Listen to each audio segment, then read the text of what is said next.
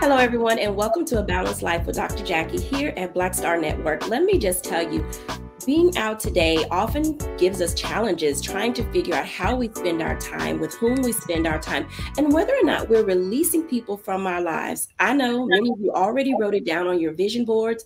Many of you have put it in places on social media, and you're thinking about how do you release people from your life simply because you haven't developed balanced and healthy relationships. Well, today we're going to talk about it for a moment. We really need to identify, understand, discover what are some of the best ways for us to be able to create relationships through communication, through hanging out, through talking on social media. And today we are joined by some amazing individuals who are going to talk to us about what it means and how to develop relationships that are not only substantive but meaningful. We're going to be joined today by our mom strategist. I'm going to say that over. We're going to be joined today by our mom strategist, Charlotte Avery, Dr. Terry Witt Bailey of the Center for Leadership Development, our licensed professional counselor today, Aaliyah Watson, and of course, we're invited into our studio today, Stacey Owens, who will talk to us about what it means to have safe spaces for our employees. Welcome in, everyone. Thank you. Thank you. Oh my goodness. I am so excited that each of you are here today because your voices in this space really do matter to how we begin to develop relationships. And, today we're going to do a couple of things differently. I know our audience has been accustomed to all of our group being together, but I'm going to do some one-on-ones today. I think that as our audience gets to know each of you, and most of you will be with us throughout the course of the year, it's important that they understand how we develop this lifestyle of communication and building relationships. And I'm going to start with Stacey for just a moment because Stacey, in the work that you do as an administrator, as a school CEO, how are you helping your employees navigate the space that they are in and do it in a healthy manner? When I first opened the school, I thought I was creating a space where I only was going to have to work with students and making sure that our students was emotionally balanced and increasing their emotional intelligence. And through the journey, I started finding out some of my staff needed the same kind of assistance. So I like to start that process by increasing my teachers' social and emotional well-being for themselves and increasing their emotional intelligence. And it starts by first having an understanding of self. Before you can communicate and work with anybody else and talk with anybody else, you got to know who you are and what you bring to the table. So we do a lot of self-awareness. Do you understand your triggers? Do you understand your emotions? Do you understand the reactions that you will have to certain situations? Because the more you know and have self-awareness, the more you can be able to self-regulate. And that's the key. And then we can start talking about how we reach out to others. Now, that's an interesting concept that you're speaking about because oftentimes people don't know who they are. Dr. Witt Bailey, in the work that you do in the Center for Leadership Development, how important is it for you to understand not just your personality type, but your own quirks and idiosyncrasies and how they play out in the workplace? Well, I wish I could say that answer is easier said than done. It is important when you are looking especially at other individuals and finding the flaws in others, that you look inward and find out why it is that you feel that there are issues or problems or quirks as you shared. In the work that we do, we connect and help young adults, young African-American youth succeed through what we call our principles for success. And they are character development, educational excellence, leadership effectiveness, community service, and career achievement. And what we are finding is that just as your previous guest shared, we need to look at ourselves so that we can make sure that those quirks that might be coming out internally aren't spilling over into our clientele. So we have to look inward. That's 100% correct. How are we doing? How are we connecting with others? Why are we feeling the way that we're feeling? Maybe we should be doing some testing or some looking at other programs or tests or surveys so that we can figure out why we respond the way that we do, why we react the way that we do, and why we move forward the way that we do. Now, each of those principles that you've just given, Dr. Terry, really do help us somewhat figure out not everything that we do is going to be taught in school. Not everything is going to happen in the workplace.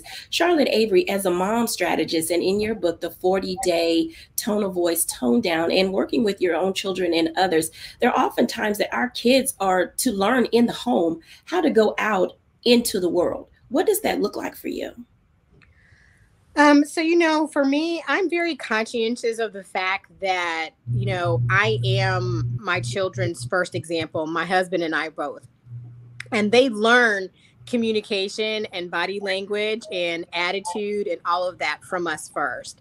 And so for me, I really try to mirror the way that I want them to communicate with me by how I communicate with them. Now, I mean, honestly, I wasn't a professional at this because I really epically failed at it in the beginning, which is why I wrote the 40-Day Tone of Voice, Tone Down, and just talk about my journey as far as being a recovering yeller and the damage that I had already done, within my home, within my marriage, within my children, as far as my tone of voice. But I had to recognize, like some of, our guests have already said, I had to look at myself inwardly to ask myself, why was I communicating the way that I was communicating? Why was I feeling, the things that I was feeling? What were my triggers that were driving me to raise my voice, to use, inappropriate body language? What was the reward? Because a lot of times when we communicate badly and we act badly and all the different things, it's usually because there's a reward that we're getting, even though we're making everybody else miserable. As a mom, it's now you're finally doing what I told you to do because I yelled. The reality of it is, and one of the lessons that I, continue to teach my children is that yelling is for emergencies. If you're not dead or somebody else is not dead, dying, the house is not burning down, or there's not something catastrophic going on, then there's really no need for you to yell and use inappropriate body language and all kinds of other things. And so I had to look, looking inwardly as a parent, but also, knowing, what behaviors do I want to see my children display within our home, outside of our home, and, just all the things. And so, as everybody else has said, it really does start within, where you are inwardly. Do you feel inadequate? What is it you're trying to control a situation or a person? What are you trying to get out of it? And so those are questions that I ask myself daily. And when I see even my own children or other children that I'm working with, when I'm doing like home rescues and things like that, I always try to find out what is going on internally and to see how we can get to the positive reaction that we want. I'd like to bring in Aaliyah, our licensed professional counselor, because we do need to talk about those things and how generationally we are helping others begin to have healthy relationships and build communication strategies that are successful in each of their lives. Hi, Aaliyah. Hi, how are you? Thank you for having me. I am doing well. I'm glad that you're here.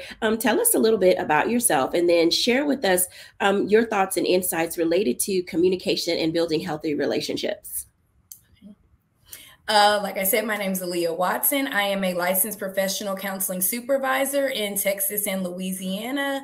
I specialize in working with minority women with issues such as anxiety, depression, work-to-life balance, family stress, relationship stress, things like that. So great things like along the lines of what we are discussing today.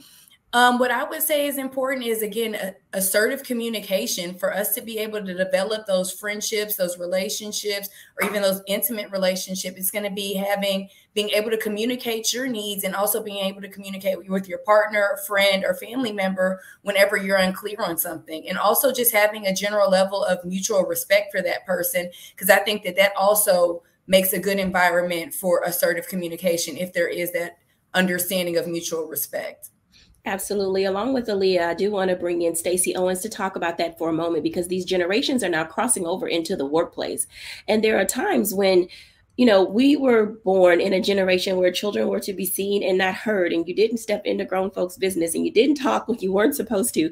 So Stacey and Aaliyah, how is this playing out in the workplace as you're developing healthy spaces for people to have an environment to work? we also bring some of our childhood self into that space. How are you navigating those nuances? And talk to us a little bit about those things that you share in your book. You want to take that first, or you want me to go? I was about to say I can go first if you want. I think for me, it kind of goes back to what I said, a mutual level of respect. And I know because I'm speaking from personal experience. When I was working in the psychiatric hospital, I was in my early 20s. So a lot of people weren't open to my feedback or insight, but it's like, you should respect that I am capable of doing these things because I have the same level of education and I went through the same process as you. So I think it's going to be a mutual level of respect and being able to communicate like, well, hey, I see that you're bringing this idea. However, we've always done things like this way, but however, we're open to your insight, or why do you feel as if that we should start changing things and doing it that way? So I think it's going to be, again, having those open dynamics to communicate. Yeah, I agree. I think it's interesting in my environment because I have to manage between students and adults. And so you have this generation of youth who can just freely speak their minds. They're used to just coming in and saying, this is what I want. And they want people to create space for them to do so. And then you mix that with a generation of teachers who, if it's not a young teacher, my older teachers who's like, hey, I just want you to do what I told you to do when I told you to do it. And we're not going to have this long conversation about it. And now everybody's feelings are involved because now the student is emotionally upset because they feel like they're not being heard, not being seen, not being listened to. And then the teacher, her emotions are off kilter because she feels like you're disrespecting. So it needs to be open and honest communication. And we have to stand back and give a little bit of empathy as adults and put ourselves in the place of whoever we're communicating with so we can start to see it from a different lens. I think that's the hardest and toughest thing to manage today. Now, if I was to just go straight adults, I'm always telling the adults in the building, when you say you want open and honest communication, most people don't have a problem coming to you and being open, but are you always being honest? Honest, not in terms of telling truth, but honest in making sure that, well, in telling terms, you want to tell the truth, but I'm saying it from a perspective of, are you truly sharing what's in your heart to share for what's going on with you? Or are you just leaving space where you want somebody to figure it out or assume? So we often say, I have an open door policy. And then when I ask you, are you okay? You'll say yes. So I have to always follow up. Now tell me what you really feel. Because if you're not going to really say what you're dealing with, then how can the other person that you're communicating with really authentically bring a solution or anything to the table? So I find we have to define, even when we say be open and honest, be empathetic, what does that look like and sound like for your environment? Absolutely. When we come back after the break, let's talk about that for a moment.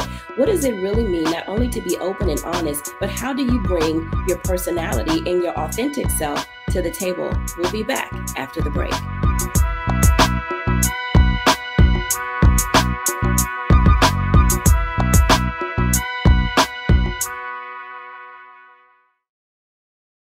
Black Star Network is here. Oh, no punch! I'm real revolutionary right now. Thank you for being the voice of Black America. All momentum we have now, we have to keep this going. The video looks phenomenal. See, there's a difference between Black Star Network and Black-owned media and something like CNN. You can't be Black-owned media and be scared. It's time to be smart. Bring your eyeballs home. You dig?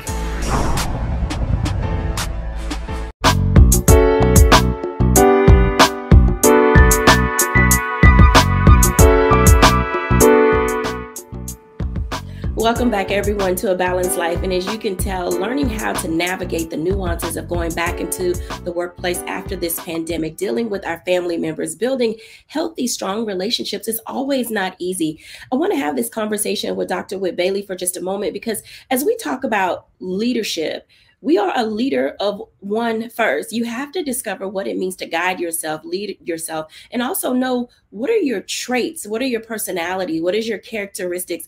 Dr. Whit Bailey, in your development of people, how are you engaging in helping them find that balance between who they were told they should be and who they're in the process of becoming? Because oftentimes there's a clashing there within the soul of that person. Actually, I 100% agree with that, especially when you're coming into the workforce. And so we'll talk about people coming into the workforce. Where I work, there are several generations of individuals. I'd like to say that I'm a young person, but I'm just young at heart now. And we have people that are working in our environment that are, I could be their grandmother. And so my idea of professionalism might be different than their idea of professionalism, how you dress when you come to work, what you might say, how you show up to a meeting. And so one of the things that we like to do is to look at our personality traits. Now, there are lots of different ways to look at personality traits. I also like to do a shorter version with the staff, which is love languages. And some people are familiar with those love languages. I think it's acts of service, physical touch. I wrote them down. Let's see, words of affirmation, gifts, and quality time. Those are simple to look at. When we look at Myers-Briggs and those personality assessments, it's a little more detailed and more specific to the individual. So once we're able to figure out, or the individual's able to figure out, for the most part, what type of personality they have, then they know, again, how they respond, why they respond to certain things. They know who they will be more apt to compliment and work with. They'll know if they are the supervisor, why they aren't able to communicate in the best light with maybe some of their staff members, or vice versa. And so I know that was very helpful for me when I first did Myers-Briggs. You know, I just got the 4 letters and memorized the 4 letters, but didn't really quite understand how that helped me to develop as a person, how that helped me to be able to come to meetings and to interact with my staff and to know myself well enough to know how I could interact with others. And then it helps those others. So there are a lot of personality tests that are out there. I'm not trying to sell one over another, but again, it's helping you to understand yourself first. And then that way you can interact better with others. Because at the end of the day, you want to be productive in the workforce. You want to be productive in the classroom. You also want to be productive at home as you interact, you know, with your loved ones at home. So it's not just about being in the business world. It's about how you interact with your loved ones at home also. I can absolutely agree with that, because you have your personal self and your professional self, and each of those things you find you out into the world. Charlotte Avery, let's talk about that for a moment. As Dr. Whit Bailey mentioned, the love languages, I know that a part of the work that you do in rescuing families and in having your own little people in the house, they're now of all these different ages, Charlotte. So at what age do you find, or have you found it beneficial to help your children identify their personalities and how they present themselves at school, in athletics, and then now as they're starting to work in those spaces? So that's such a really great question, because I believe that, you have to start out how you're going to hold out. And so for me, I have always taken the attitude that, I have to instill certain behaviors and things in them, and character traits in them when I'm seeing their character traits, because, we all have character traits. Some of us have very strong personalities. I know that I do, which helps me to have very good leadership skills. And so even when I'm dealing with my children who are very highly spirited and, things of that nature, I always say, okay, these are really great leadership skills. How can we, guide that particular strong will, when it comes to being a good leader in our home? And honestly, I it's something that I pray a lot about, and there are things that I develop in them, and I see them from a very young age, because, I heard a statistic that said that who your child is at 4 is who they're going to end up being at 14, at 24, or whatever. And so I believe that as parents, we can't just start instilling integrity and values in them when they get older. We've got to start them when they're young. We've got to teach them, the importance of respect and, saying yes, ma'am, and no, ma'am. Mind you, that might be generational, but I come from that generation. And so, even, being what some people might consider an old school parent, I just believe that you've got to, look at your kids for who they are, even pretty much coming out of the womb. And you've got to start doing that right then and there, because if not, you're going to miss a window of opportunity. And now the things that you should have done and lessons that you should have taught your children when they were little people, now you're trying to, instill those things in them when they're teenagers. And by then, they're like doing their own thing. They're either listening to you or not listening to you.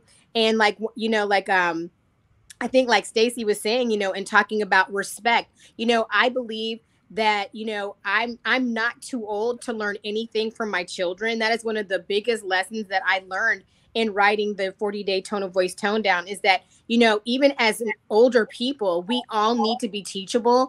And just like our family psychologist friend who's with us, we really need to be able to respect people where they are, knowing that we can learn. We can learn from a 2-year-old. We can learn from a 4-year-old, a 14-year-old, a 20-year-old, or whatever. And it doesn't make us, any less unimportant, but it does make us it does help us to be teachable, and it helps us to learn their world. And so I just really think that it's important to start when they're very, very, very young.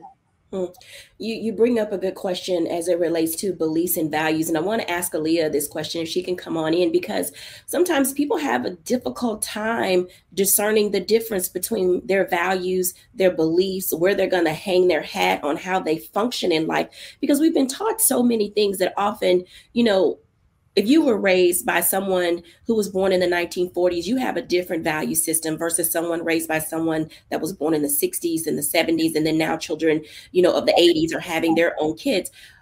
What does that look like in terms of this common thread of growth and development and building healthy relationships? Mutual respect, you mentioned, was important, but are there other things that people can put into their toolkit to have balanced, healthy relationships?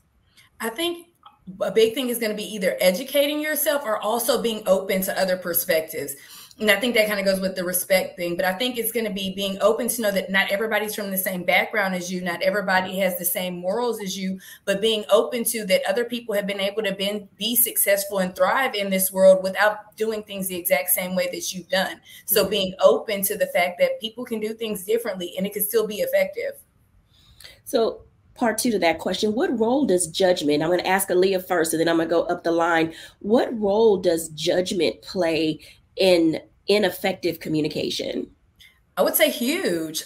Even us being minorities, a lot of people probably might assume that like, oh, we're not educated, or, oh, we're going to use a lot of slang. Like for even other different races, like Hispanics, people might think that, oh, they don't speak good English. So I think a lot of people, it's very unfortunate nowadays that people will judge you and make assumptions about you before you even open your mouth. Even though the old saying goes, don't judge a book by its cover, most people tend to judge first. Charlotte? I echo everything that she just said, because I mean, some things are cultural, some things are ageism, some things are gender bias or whatever. And so, I mean, I really don't have anything to add to that. All I can say is amen, sister, because I agree with everything she just said. Dr. Whit Bailey. It's been said that it takes 7 seconds to make 11 impressions about a person. And it's unfortunate because, again, you bring your culture into the situation. So I live in the Midwest. And so there's certain things that just fit in the Midwest. As an African-American woman who's 60, it's different. And so we have to make sure that we realize what we are doing and what we are bringing to the table before we judge or have impressions about others, because we're going to bring that. But how we respond is most important. Absolutely. Let me invite Stacey in on this, because you just mentioned, Dr. Whit Bailey, that you're from the Midwest, and Stacey is in the just below or above the Mason-Dixon line. And I know that being where she is, culturally speaking, there are often issues in that space. What role does judgment play for you in being able to help your people communicate effectively? Oh, I'm just like everybody else has said. Judgment is huge. We come into the conversation with most people come into the conversation already with their perspective of who you are, just by looking at your external being or looking at, or what they may know about you or have heard about you. And sometimes that can block being able to have those effective communications, because you're not going to hear me for who I am, or it may hinder you because you haven't taken time to know me beyond your perception of me. So yeah, judgment plays a huge piece in communicating with others. Absolutely. When we come back after the break, we're going to talk a little bit about what it looks like to build. What are some of the building blocks that are necessary to having healthy, balanced relationships? We'll be back in a moment.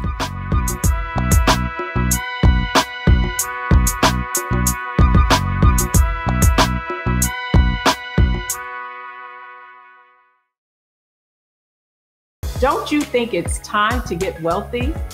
I'm Deborah Owens, America's Wealth Coach, and my new show on the Black Star Network focuses on the things your financial advisor or bank isn't telling you. So watch Get Wealthy on the Black Star Network.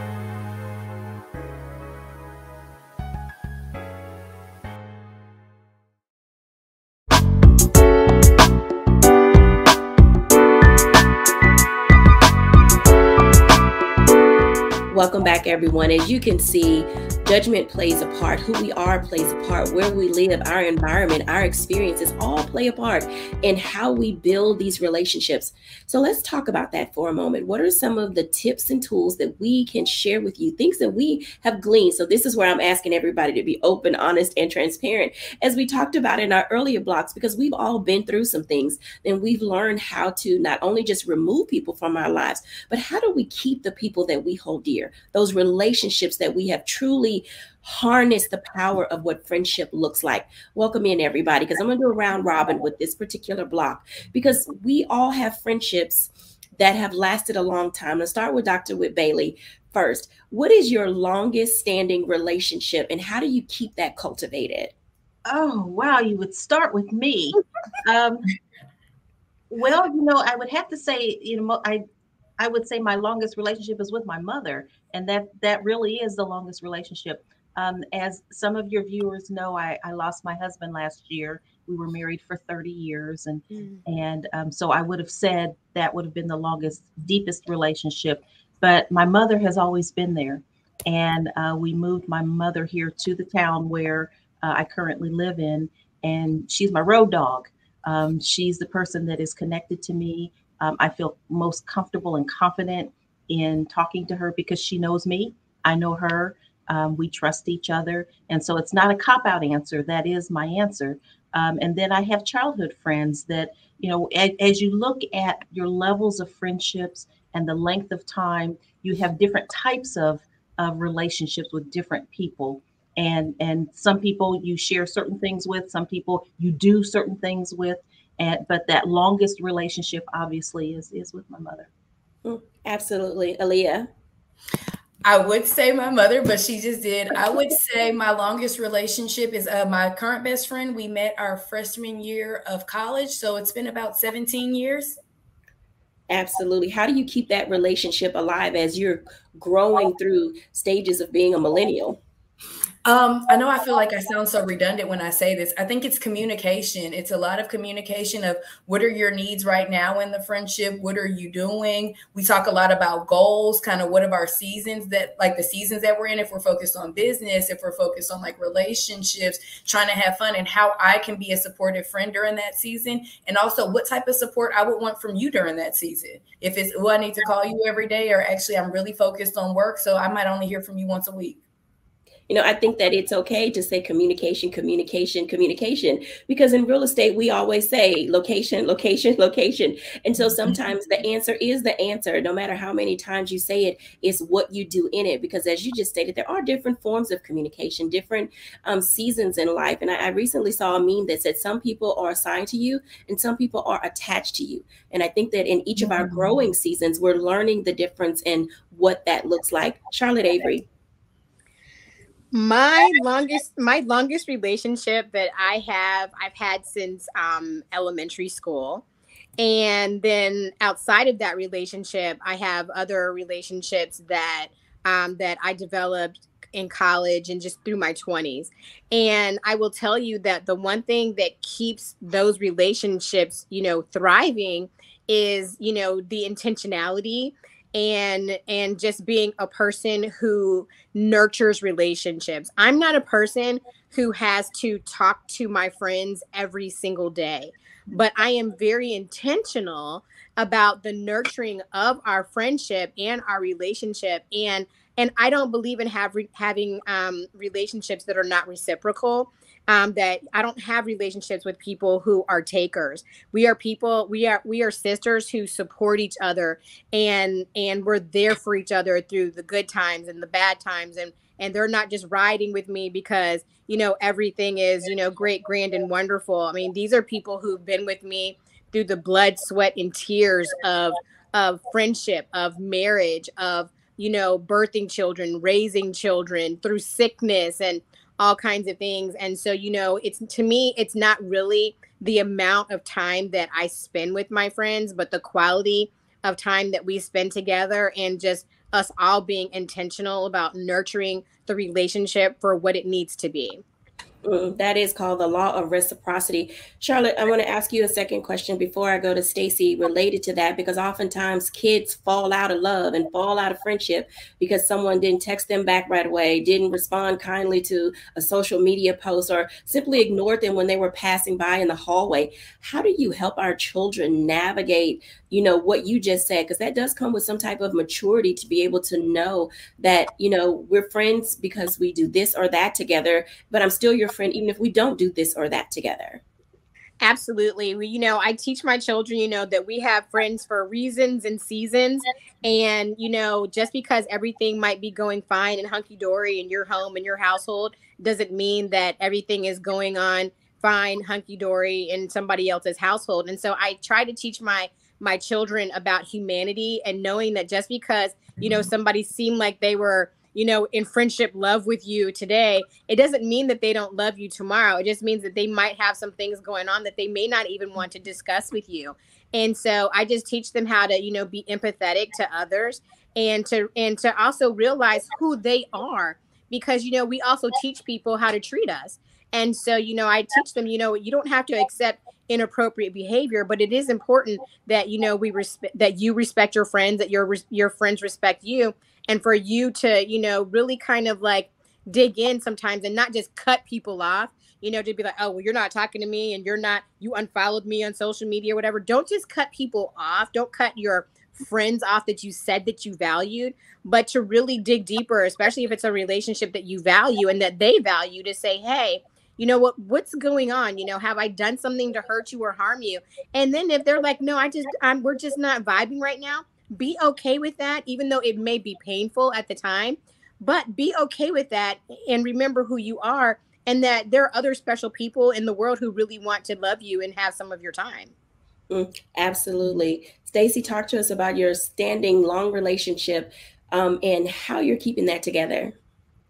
I keep my circle really small, but I do have this one individual who I would call her my best friend. We've been in each other's lives for well over 20 years. Because my son is 30. So we've been in each other's lives since our children were little. I would say what has helped us is we have mastered the art of confrontation. A lot of people look at confronting or confrontation as being negative, and associated to stress and having to be a disagreement. But if you can learn to put like a positive spin on it and just say that, look at confrontation from a perspective of having the strength and the ability to confront an issue, to talk about an issue, to bring an issue to the table, that allows us to keep each other in check. So if she see me out of pocket or too far to the left, she does not mind telling me. And same for her. If I see her doing something or going too far to one side, we bring each other back to center. Over the years, we have built trust in each other to be able to do that, because you don't want to surround yourself with, just yes people or people who just in your circle just to say the things that are comfortable for you to hear. That person that you have associated yourself with for a long time should be able to tell you the good, bad, ugly, and different, and you should be able to get up the next day and keep going. Mm, absolutely. You know, some of the things that you all are saying make a lot of sense. And oftentimes we run away from common sense thinking and acting and behavior because we don't know how to deal with those things. When we come back after the break, I want to talk about that for a moment. Now, when I was a Girl Scout, I learned this simple thing: make new friends and keep the old. One is silver and the other is gold. And oftentimes we don't know how to let go. When we come back after the break.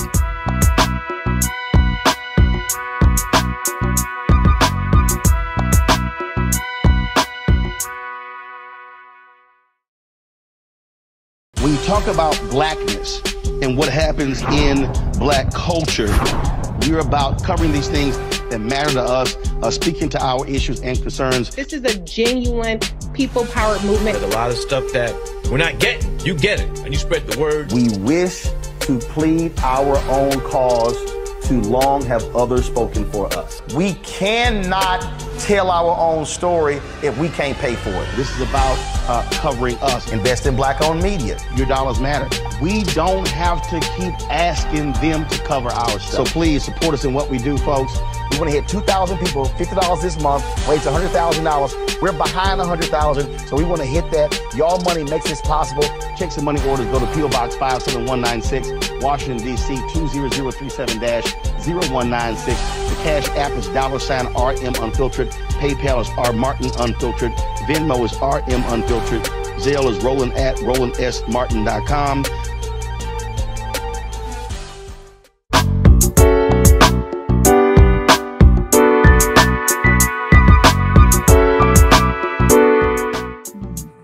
Welcome back, everyone, to A Balanced Life. And as you can tell, communication, healthy, open, honest dialogue, being able to confront people, even if they're your friend group, and knowing when to let people be in their space so that they can come into their own season are all very important things in life. But as we talk about these things, there are some things that we are not very comfortable with, and that's allowing people to grow. Allowing people to move on to their own divine good and find their space in the world, and then discovering whether or not we can still be friends as they are maturing. Now, I have to say, there are going to be people in our lives that we truly need to release. I mean, like release and let them go like forever. But then there's some people we want to hold on to, but we're not often taught how to do that. And I'm going to ask Aaliyah this first, since she's our licensed professional counselor. What does a healthy relationship look like? But also, when do you know it's turning toxic? Aaliyah.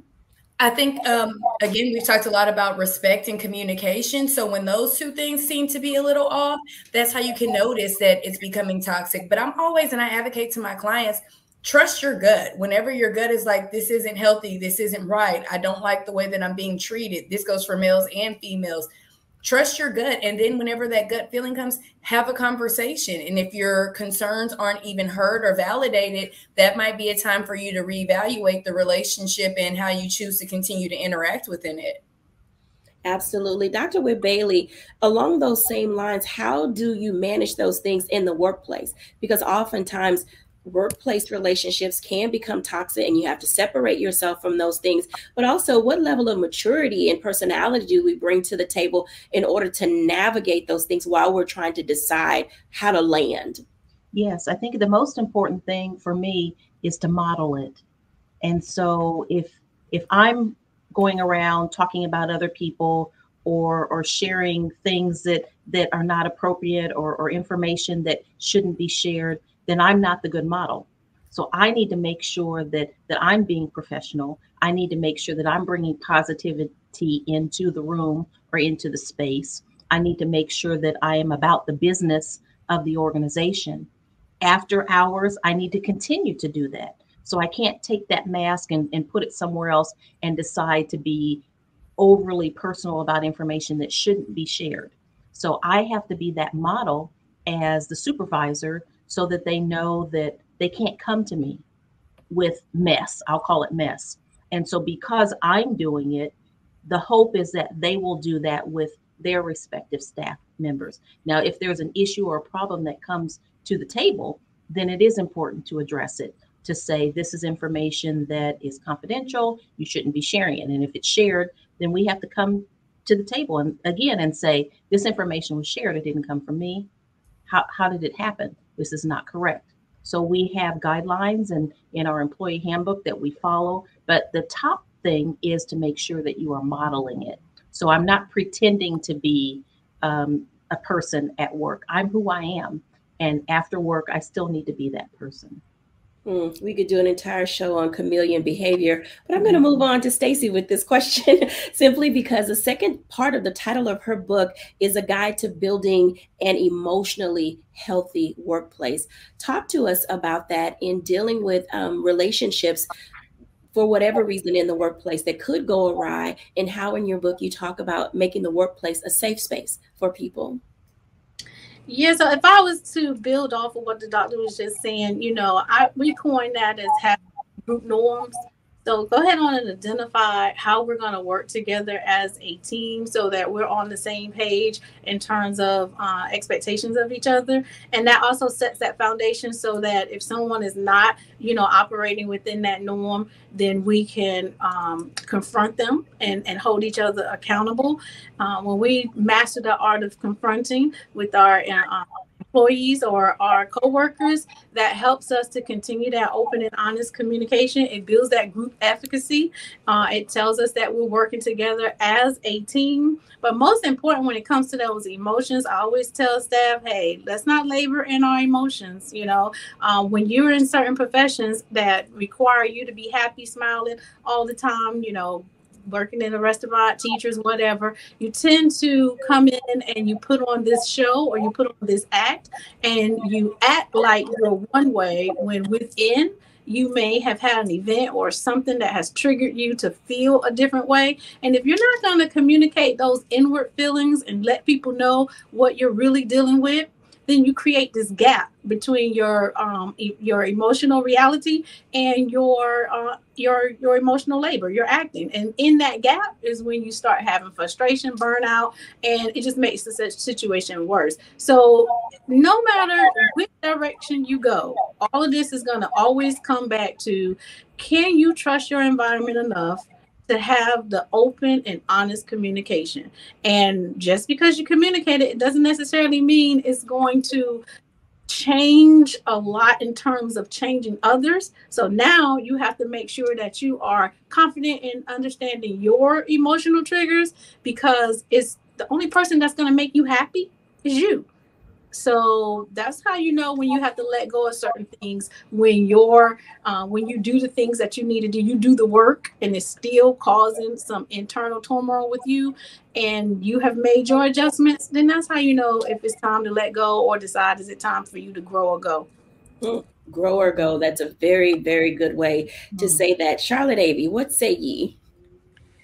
Well, I'm just amening and high-fiving all of our sisters who just spoke. And one thing that I do want to say is, you have to know what your capacity is as a person.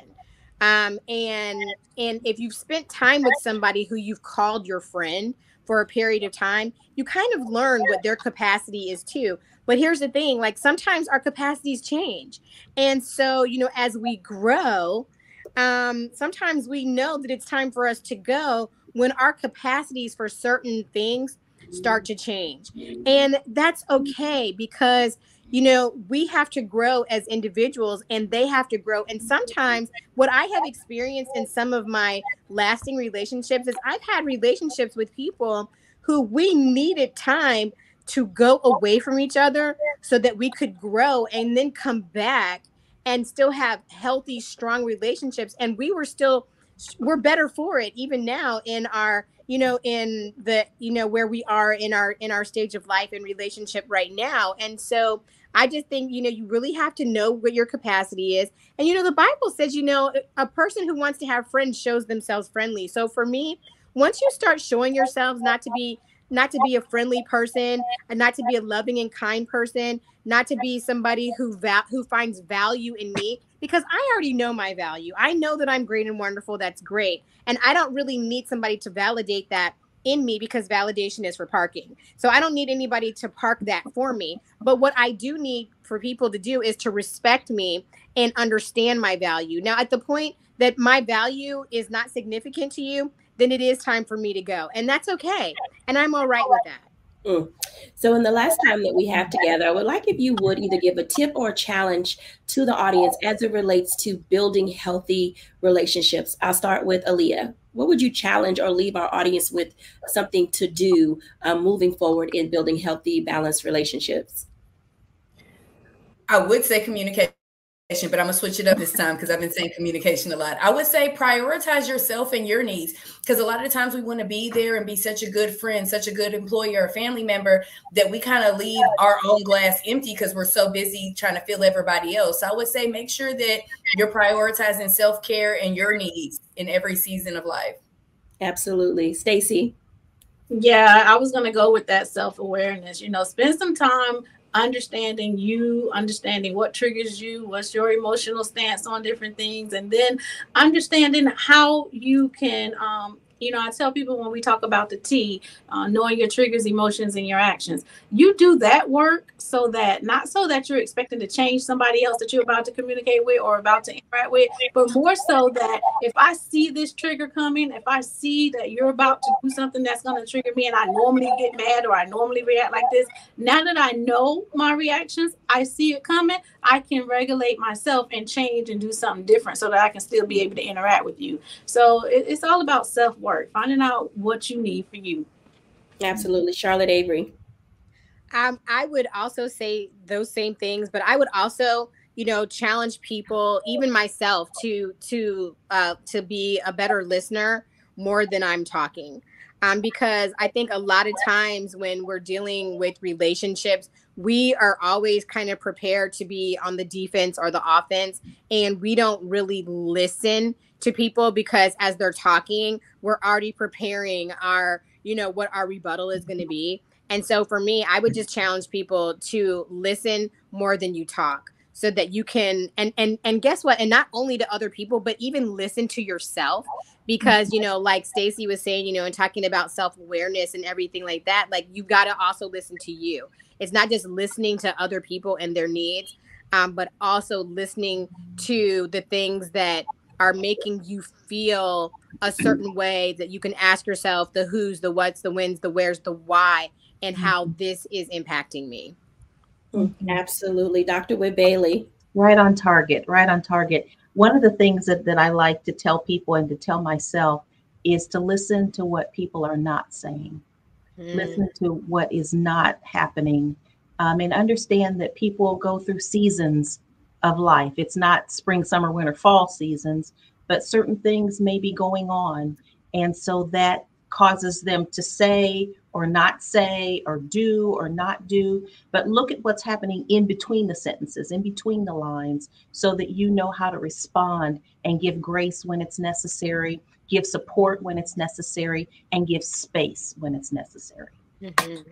I love all of those things. And I think that they're equally important as we discover how we're going to, continue to move throughout 2023. Some people we're going to keep, some people we're going to let go. And then oftentimes we just need to spend time with ourselves. When we're back after the break, I'll give my reflection.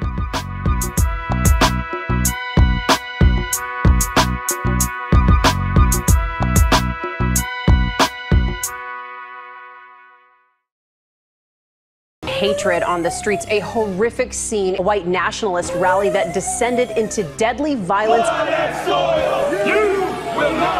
White people are losing their damn minds.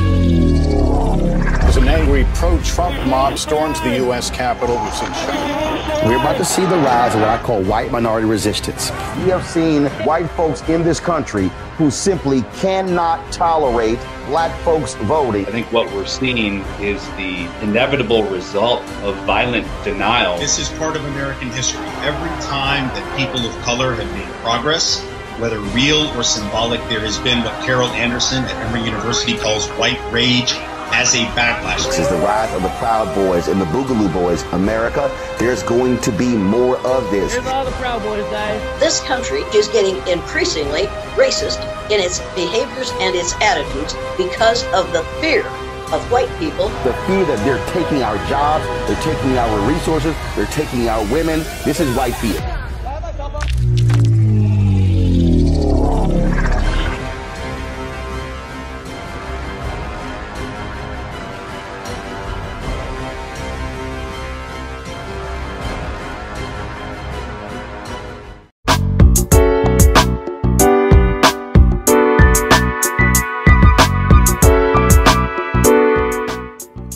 Welcome back, everyone, to A Balanced Life. And as you can tell, there's so many dynamics and components and moving parts to building healthy, strong, lasting, balanced relationships.